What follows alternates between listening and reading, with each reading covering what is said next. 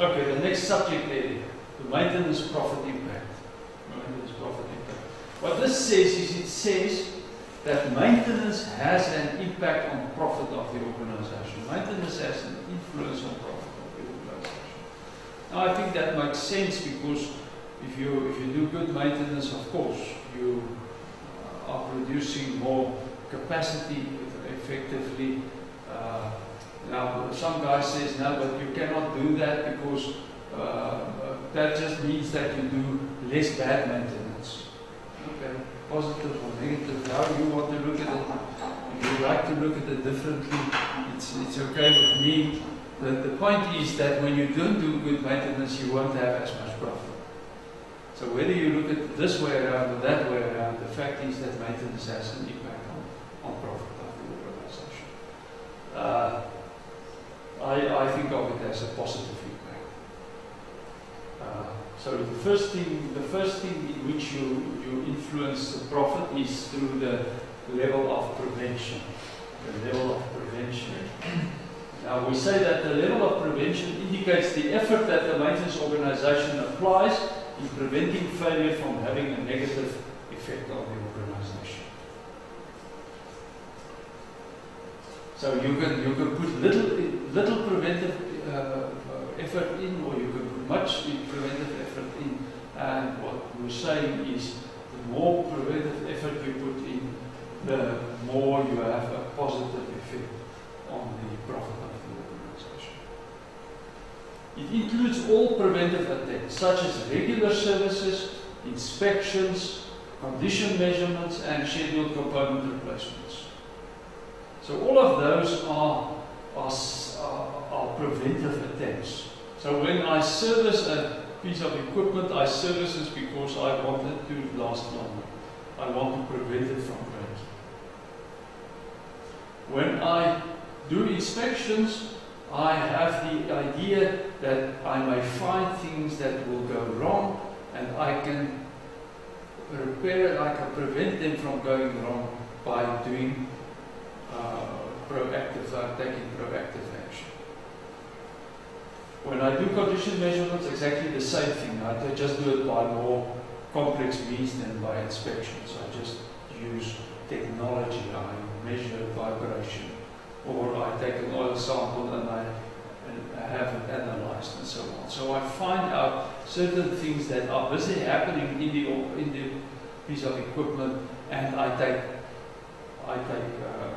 precautionary action to prevent that from happening, from being a failure. The other one that we have there, scheduled component replacements, exactly the same idea again. When I know statistically, because of my history, my failure history, all the stuff that you did in 780 or 781, the type of failure analysis, where I then know what are the qualities of my Bible distribution, then I can calculate when should I replace that thing preventively. How often should I replace it? If I cannot make use of condition measurements or inspections or services, but it's maybe very possible to make use of component replacements, then I do that in order to prevent unnecessary breaks and unnecessary costs.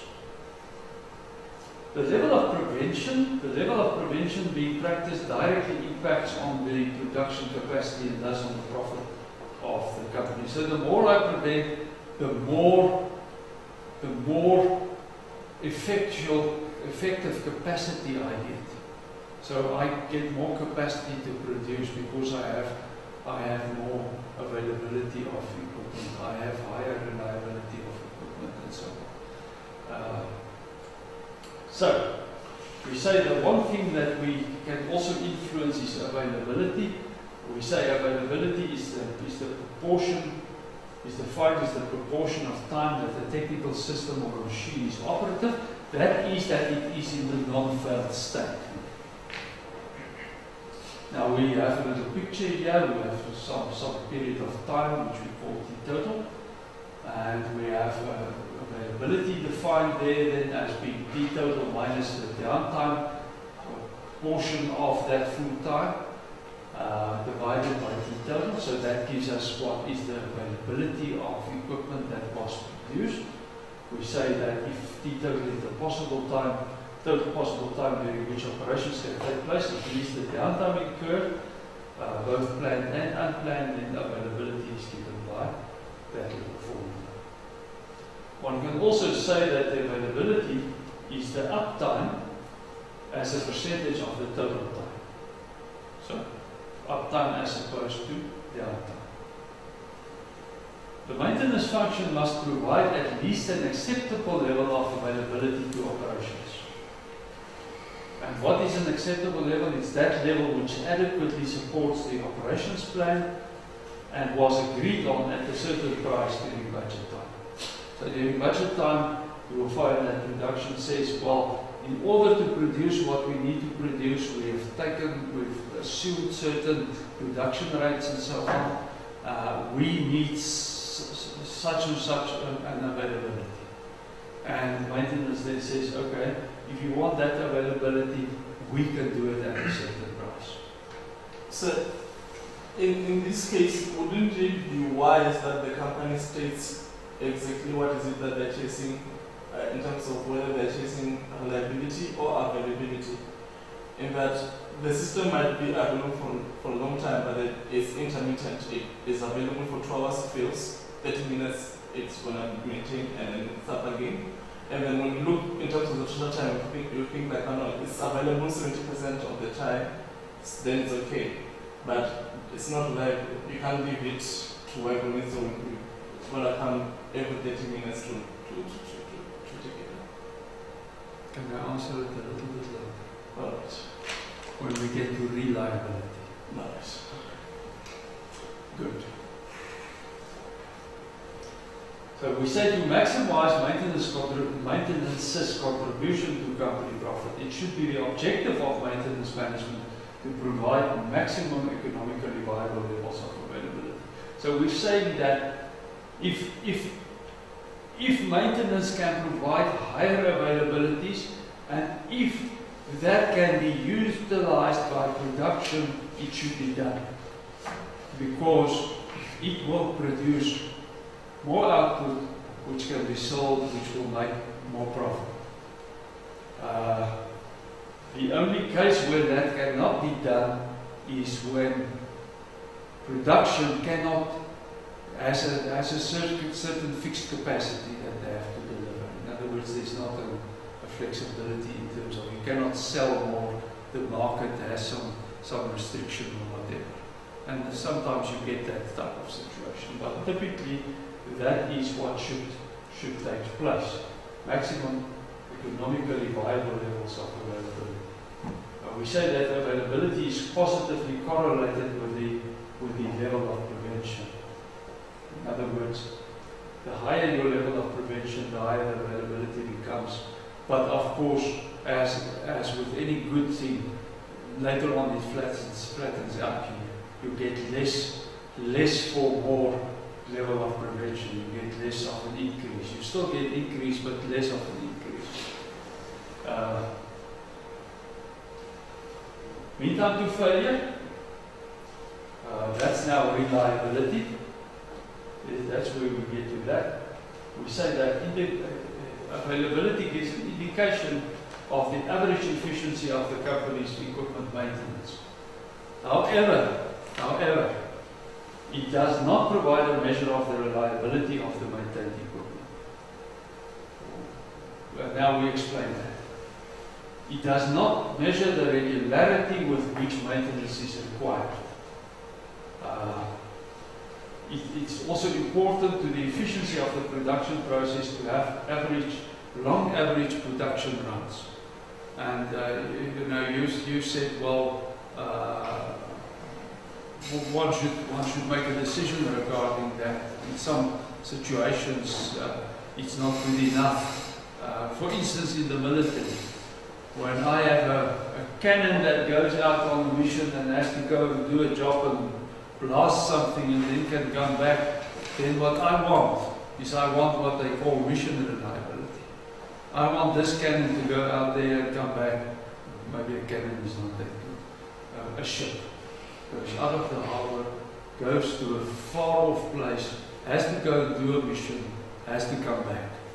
And you want it to be reliable such that it will go out there, do what it needs to do, and come back without a breakdown. When it steams into the harbor, it can break. It's okay. But it must do its full job. Maybe an example to illustrate that is that if, say, a unit was off because of a separate defect, and you can highlight that to production that okay, there's another defect that you saw that it needs to be addressed before the unit is brought back to service.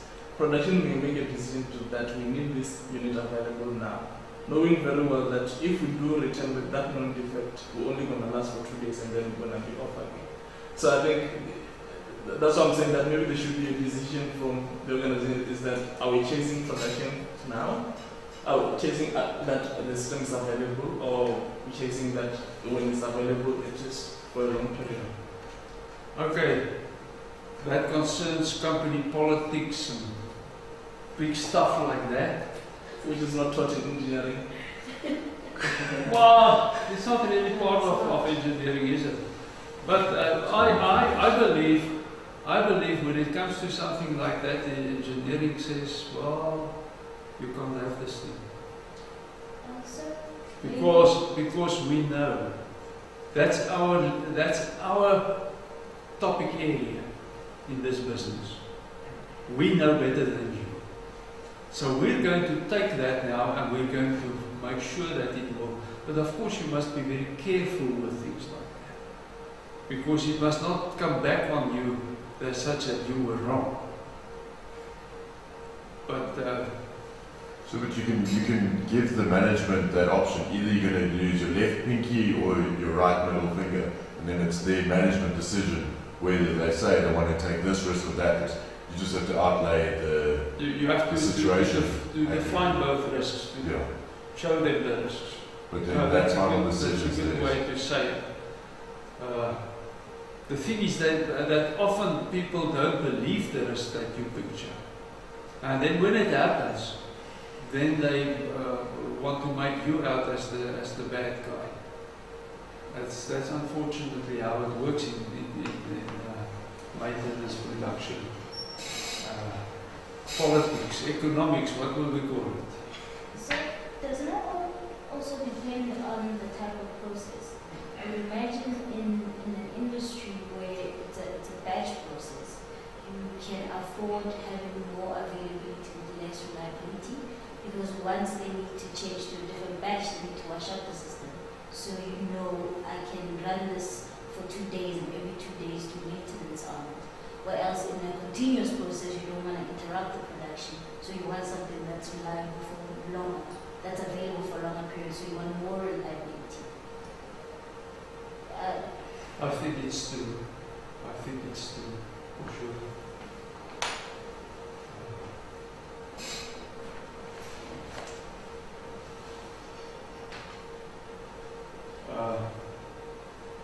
Do you agree? Yeah, no, I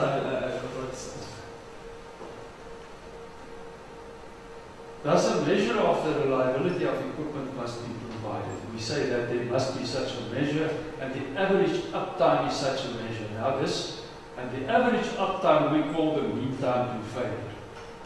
The mean time to failure. And that's the uptime divided by the number of times that the thing has failed, that something has gone wrong. So we say that if the downtime consists of many smaller occasions of downtime, the availability will remain the same. In other words, when you have your uptime divided by a total time, doesn't matter how many times that D represents, whether it's 10 or whether it's 1, the availability will be exactly the same. But the mean time to failure, the reliability will decrease because N increases. So if it's 10, it's a tenth of when it's 1. So it's a huge difference. We say that the mean time to failure is also positively correlated with the level of prevention.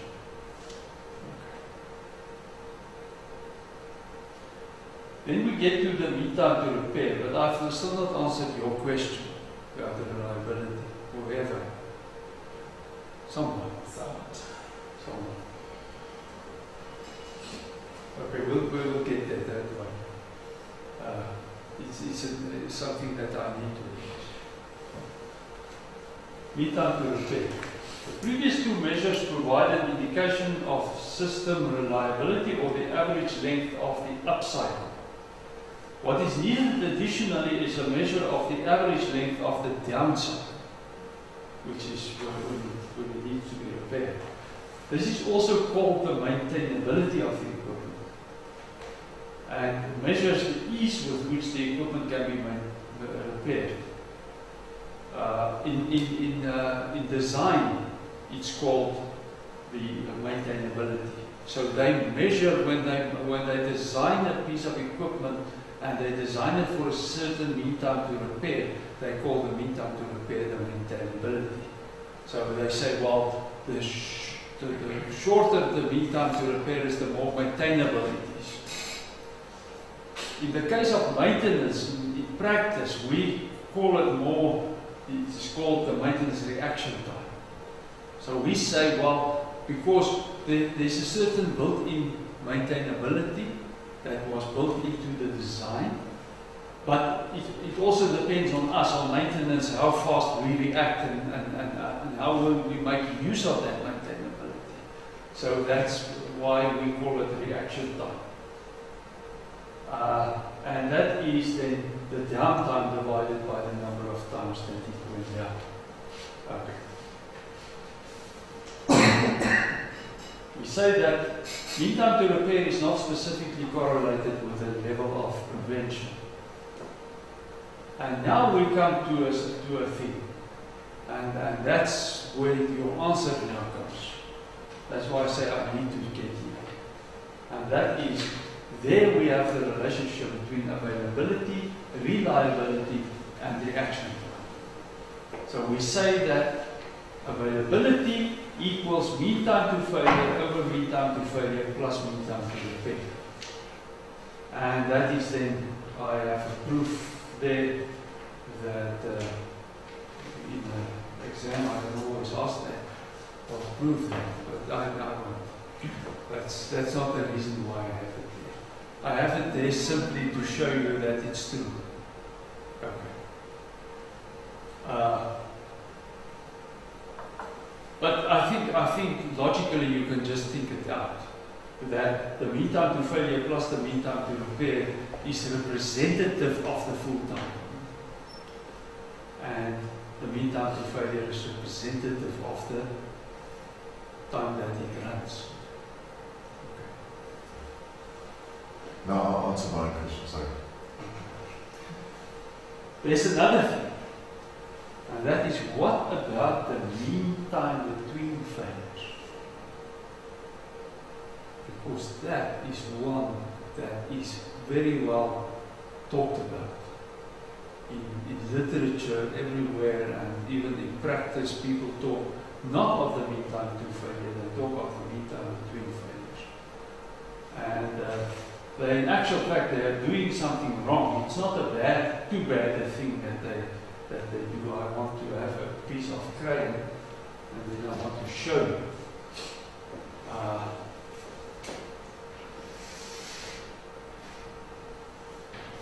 If I have a failure on the unit and I repair it, here I have it repaired, then this time here from failure to repair is time to repair. And that is the average time of all the times to repair is the mean time to repair. And if after I've repaired it and it runs again up to when it fails, then this is the time to fail. And this total here is the time between failures. So the mean time between failures is is the average of the time between failures, which is the total of the two. Because the mean time to repair is so much smaller than the mean time to failure, the error that you make, because what they in actual fact do is they call that one less. But I have to point it out to you that the use of the term is wrong. So whenever you see in the military, when you see in Blanchard, and he talks about the mean time between failures, he means the mean time to failure. So they do it. It's not too bad because the error is not very big, but it's still wrong.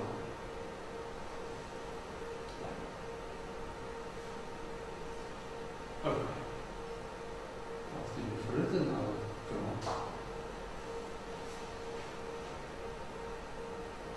So we say that maintenance is more than a cost center. So we've now talked about the influence of different things on profit. Availability, reliability, whatever. We've talked about a few things. And now we come and we say that maintenance is more than a cost center. That's now another thing. Oh no, that's what we were busy discussing. I'm sorry. We made the point already. I don't know why we have this slide. The slide should not be there because we finished with that. The second thing that we want to look at is the maintenance cost balance, where we say, well, when we practice a certain level of prevention, it has an influence on two costs. It has an influence on the cost of prevention. In other words, the more I prevent the more it costs me. Logical. But also, the more I prevent, the less breakdowns I have. So my cost of breakdowns comes down as I prevent more. And when I add the two together, the cost of prevention and the cost of breakdowns, I get the total cost of maintenance, which has a certain minimum somewhere. So we're saying that if we want to strive for the lowest cost of maintenance, we should practice this level of prevention.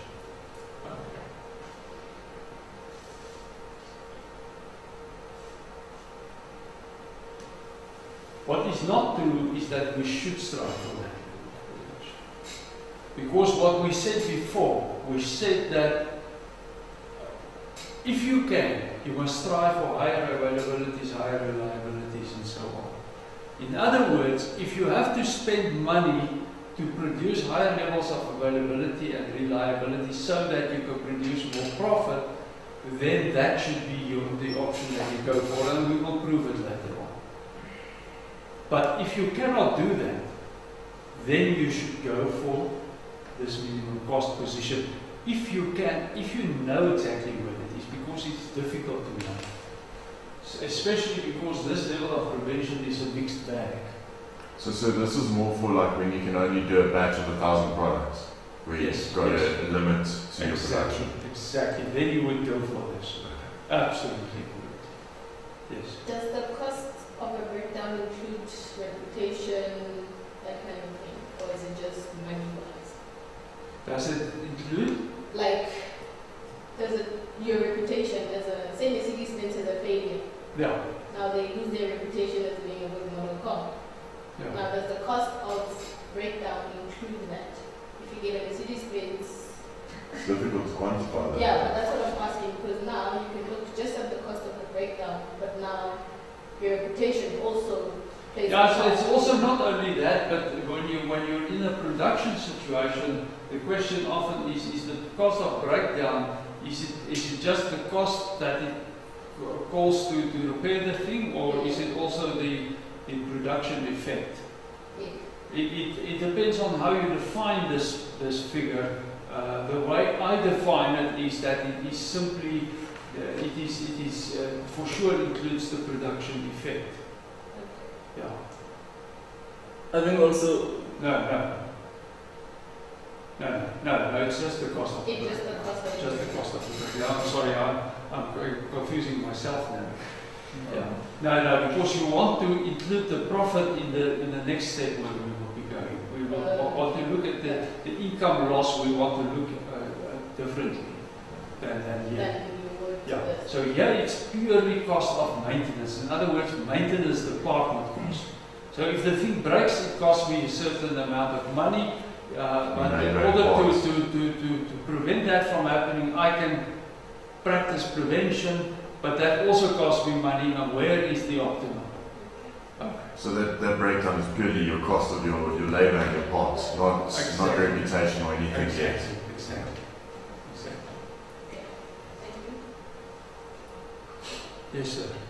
no, but I just wanted to ask a question, but when you answered it, Okay. answer. So it's now answered. Okay.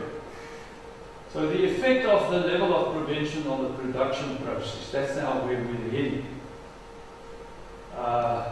So these things that we've already looked at, availability, reliability, and now we've added operability here as well, which is the rate at which the machine can produce, which you also have an effect on maintenance. So the moment that we practice higher levels of prevention, it means that you can have higher levels of availability, reliability, and so on, which then means that you have, in effect, produced extra capacity, production capacity. And that's what we then picture in this picture that I call the maintenance profit impact. And there you have the picture. So what do we say here? We say that I have my output, I picture my output against the cost of against money. This is what is called the classical profit model of an organization. So it's borrowed from there. That exists. So what this profit model says is it says that if I have a certain fixed cost, my organization has a certain fixed cost that does not change depending on output. And I also have a certain level of variable cost that changes. The more I put out, the higher that cost becomes, like raw material costs, like labor costs for producing, and so on. So if I add them together, I effectively take this variable cost and I load it on top of the fixed cost, and I get my total cost line. Now if I produce, my income line must be at a steeper angle than the cost line. Otherwise, I will always be, if you look at this here, your cost is higher than your income.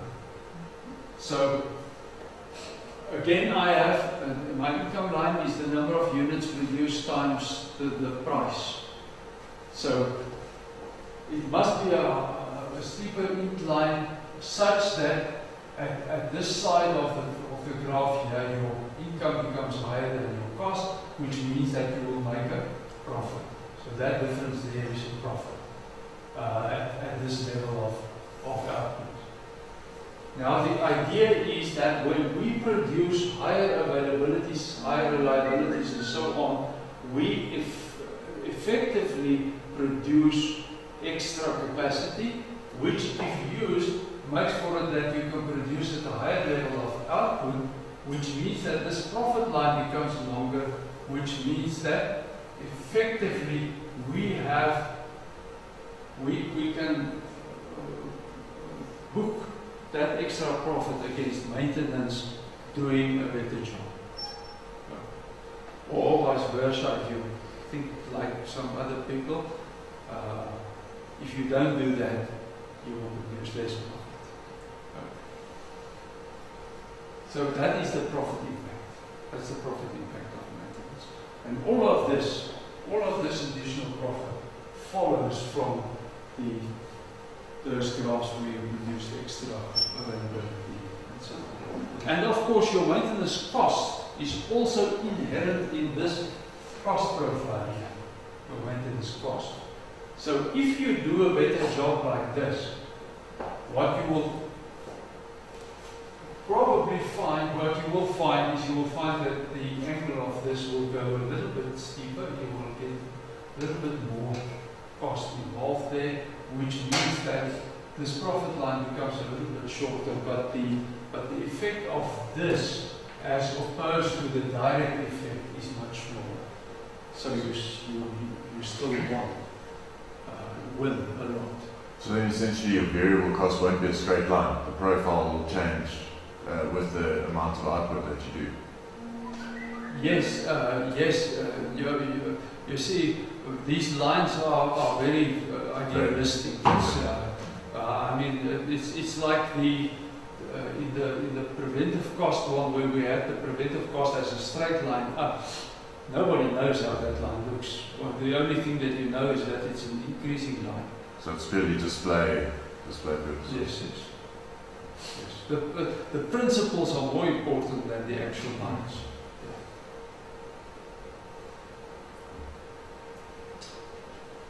Okay? And then the total picture I then show like that. So all of these plays a role in this whole picture here.